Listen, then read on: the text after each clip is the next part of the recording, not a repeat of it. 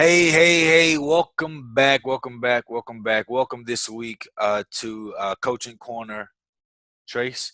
In this Coaching Corner, we're going to talk about how to build a team of believers. There's a reason why I put building a team before the actual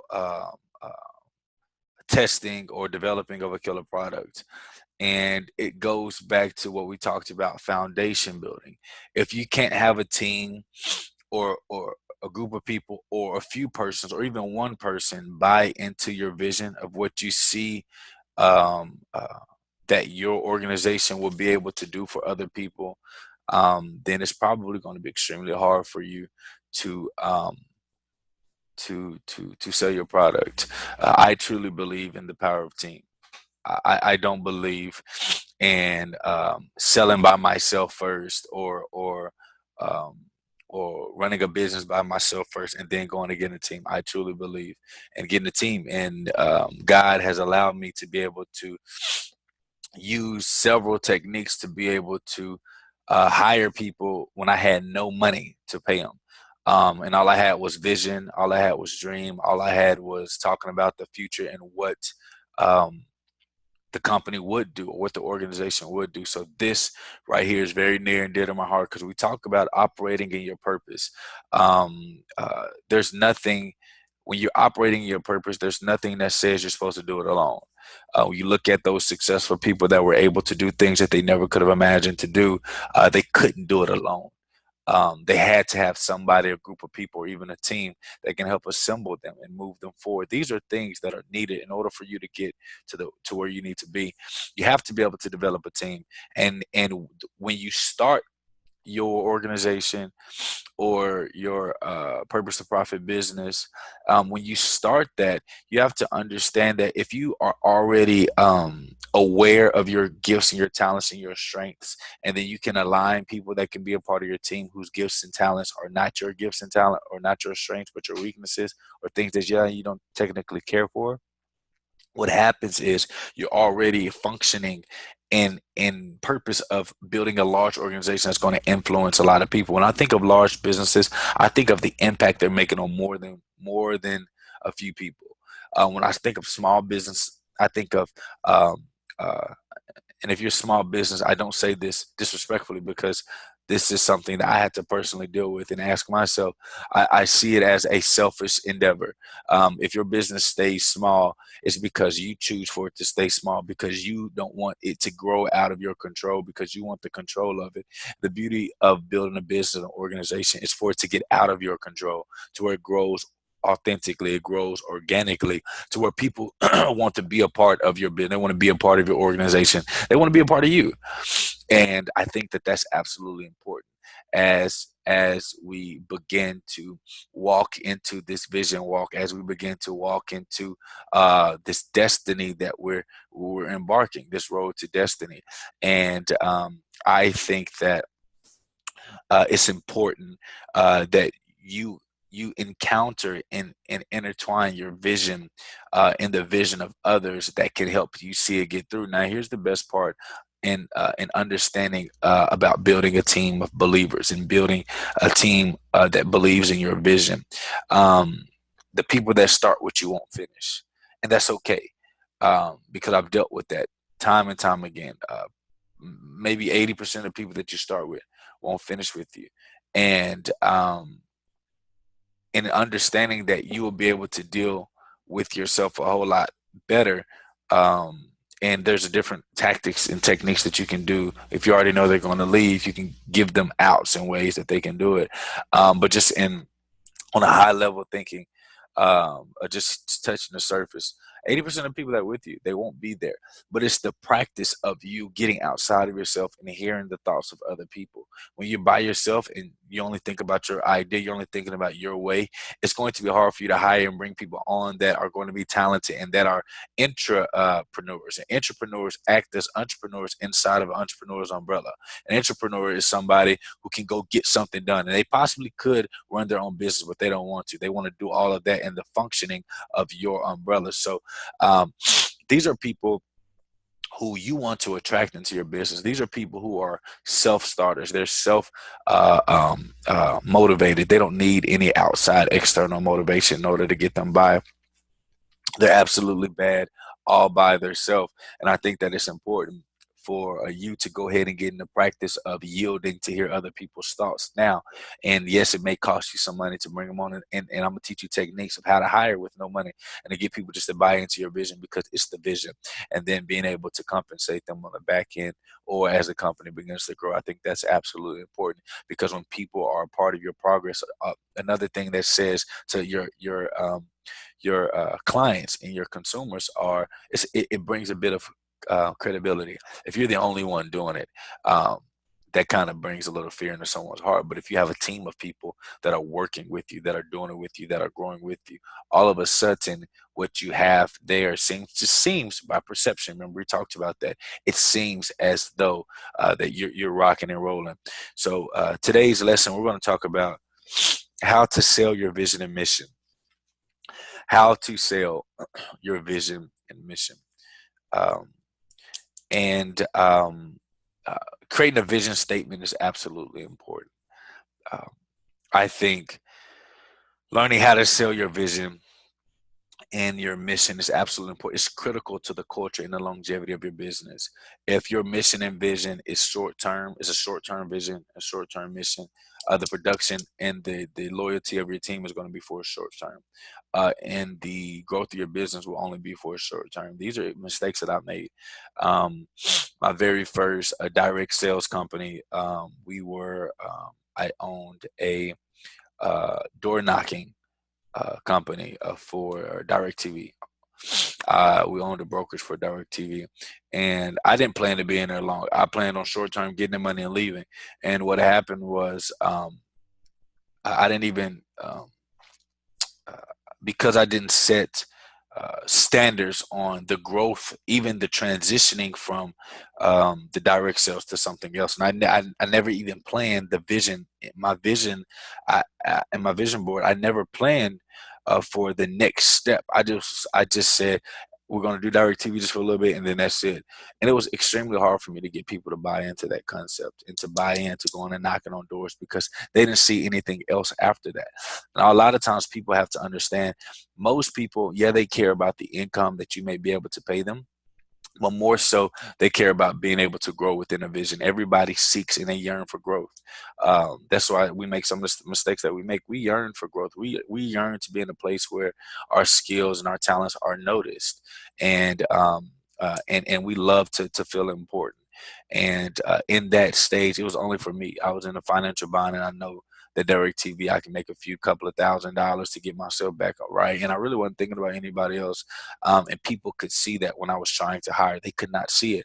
And I was trying to figure out what was the difference of me being able to hire somebody for free before, and now I'm paying them, and they don't want to be hired. And it's just because my vision was off, and I wasn't clearly letting them know the progression of what the company would turn into, which is why um, the company didn't last long. I mean, we made a few bucks, and it was over. Um, and and then the difference from when I began to hire for my asset protection consulting firm, everybody was on commission, and I was hiring uh, uh, consultants that I was training, that the company was training. We were training, and they've never been in commissions before. Matter of fact, most of them were extremely scared of commission, and all of them came on full time after 3 or 4 months with us, because they saw the vision of everything. And as a matter of fact, they bought in to the company. Each of them bought a branch, and uh, and moving forward, that was absolutely a beautiful thing.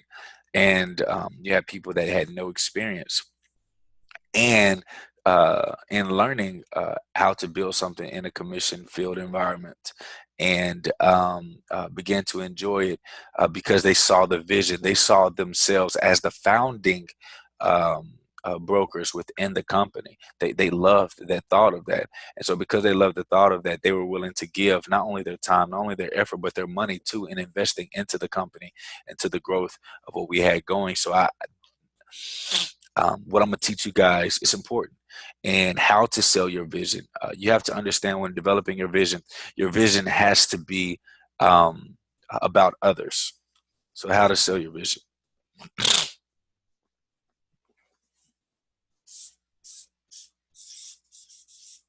How to sell vision and mission. One, it has to be about others. Your vision cannot be about yourself. Your vision has to be about others. Because when you think about a vision, when you think about how God created the earth, he created it with the thought that we would live there. And when you think about other successful people, take a Ray Kroc. Ray Kroc, when I read Ray Kroc's Grinding It Out, I was extremely impressed that a 52-year-old man with arthritis and diabetes, when he saw the um, the um, the McDonald's brothers in San Bernardino, California, he saw that there was an extremely large line out there, and he saw their system that they have in place. They was getting people out for $2 burgers. It was like 2 cent or $2 burgers, one of them, and people were just getting in and out, getting in and out. And as he watched the lunch lines, he saw, he was immediately excited about where he could take this company and how many people it could help, and how many people they could feed, and how many people can be a part and own a franchise. He immediately saw franchise. And when you think about a franchise, it's not really, when you build a franchise, a franchisement, or a company that franchises, you have to think about other people, because the model has to help other people make money. The model has to help other people succeed. And he immediately saw that. And then there was a contradiction between the McDonald's brothers and Ray Kroc, because the McDonald's brothers like, we only want these two. We only want these two, that because that's what we can control. Then again, you remember, you see that vision difference. We only want these two. Ray Kroc said we want to help as many people as we can. So eventually, Ray Kroc weeded them out and did strategically get them out of their own company. However, he's been able to bless so many people. Um, not an advocate for McDonald's, but when I was a kid or when I was in college, it fed me, and it was very cheap, so it was pretty good. And think about all the other franchise owners that whose families have been blessed because they've been able to own a franchise like McDonald's, especially in that phase when they were growing and they were expanding at a rapid pace. All of these things are important. That's that vision. Your vision has to encompass other people. Your vision has to be able to. So if this is your vision,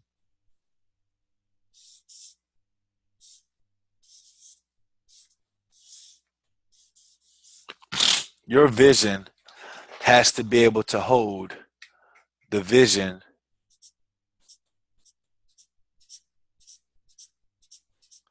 of more than just yourself. You see that? We can fill that all up with these as a representation of vision. Your vision has to hold the weight of other people. And so when you're building, turning your purpose to profit, um, if you want to keep your purpose to profit, and you want to keep scaling, keep growing, you want to say, okay, in taking my purpose to profit, how can I turn this, and how can I help other people, not just with my service, but how can I help other people by helping them financially so that they can do the same thing?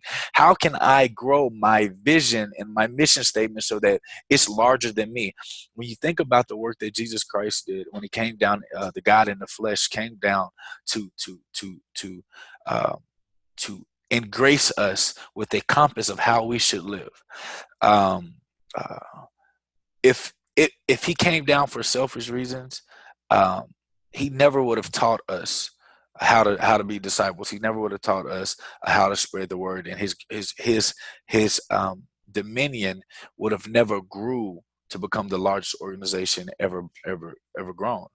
And we talked about earlier how to build like Christ. If you build your organization with the end in mind, saying, I know for a fact that I won't be here to see my vision all the way through. That means that your vision has grown so much that now you're creating a legacy. And now your kids and your kids' kids can have their own vision with their own purpose inside of the umbrella that you've already created. So you have to understand, in order to sell your vision, others have to be in your vision. So when you're speaking about how wonderful your company is, our organization not only wants to be able to financially do well, or be able to help people out. We want to be able to bring people along. We want to be able to allow you to be able to set up a shop and have you to have your own satellite location, have you have your own satellite location. We want all of you to be able to be partners with us. Don't think of yourself as an employee. All of you guys to think of yourself as partners. And I want you guys to function like partners. Go above and beyond, and let us see how much you're willing to give toward the organization, so that we may see the value that you have, because we want to bring you apart, because we know for a fact that we can't do this alone. We need you. We need people like you guys to be able to help pull. Guys, these are ways that you can be able to help people bring into your vision. They have to see themselves within your vision. They have to see themselves and your mission. So in order to sell your vision, number two, your mission has to be clear.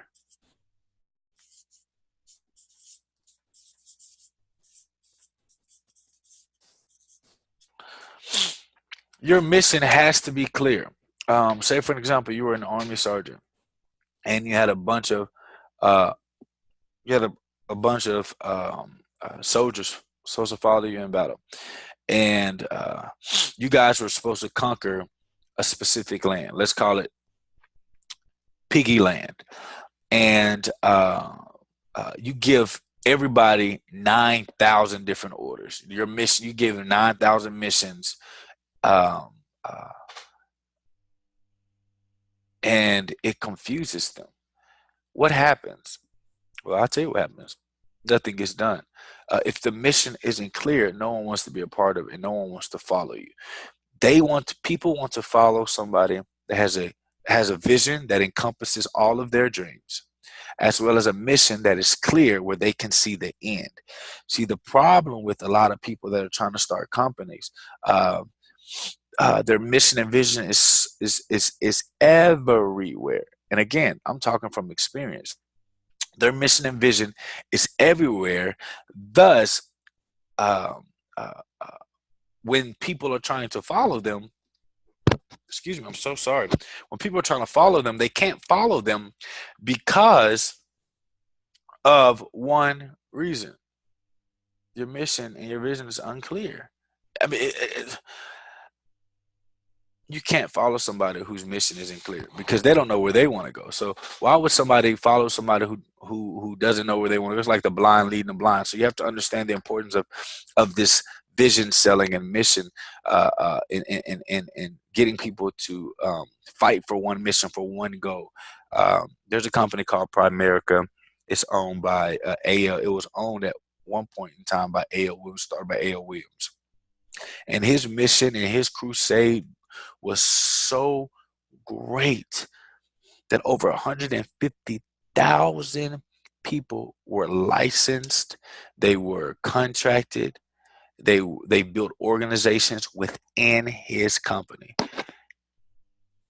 After 7 years of being in business, he sold his company for $1 billion, because his mission and vision was so clear and was so raw that when people saw it, even in its infancy stages, even when they were going through their problems, they were so locked on to the vision and the mission that all the other stuff were just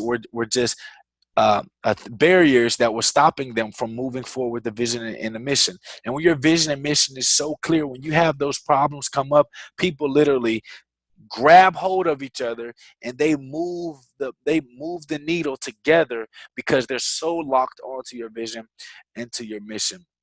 So these are things that are absolutely important to you in building the type of organization you want, especially when you're a purposepreneur. Purposepreneur simply means that you're functioning within a purpose. When you're functioning within a purpose, you find that sweet spot. Now you should be mission driven. It's like that bullseye we talked about. You have to be mission driven, especially to look at that one bullseye. And the only thing you want to hit is that one bullseye. So when people follow you, they know exactly why they're following you, and they're tended to stay longer because they know that you're just trying to accomplish one thing, which is that. Once you're able to figure out how to accomplish that, everything else kind of works together. So you're going to have a worksheet that I want you to do. I want you to take, and I want you to figure out what your vision statement is. What is your vision for your organization? What is your vision for the people that you're going to help? What is your vision for the people that's going to come on board with you? And then I want you to create a mission statement. What exactly are you trying to accomplish within that purpose? What exactly are you trying to do? Remember, we talked about that niche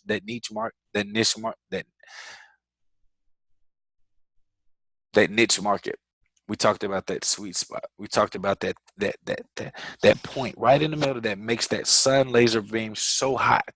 That is what you need to be focusing on. And that mission right there, that mission alone, no matter what happens, no matter what companies that you build, no matter what other products that you pull out, that you put out as your product, services, or systems, it's all focused on that one mission. And if it's focused on that one mission, everything is good. Everything's fine. Everything that you put out will be consistent. And consistency is what people need when they're following you, especially if they can't physically see it. They have to lean on your mission. They have to lean on your vision, because that's the only thing that they have in order to get them by. And I think that's important for you guys to understand. I'll see you guys on the very next episode. Peace.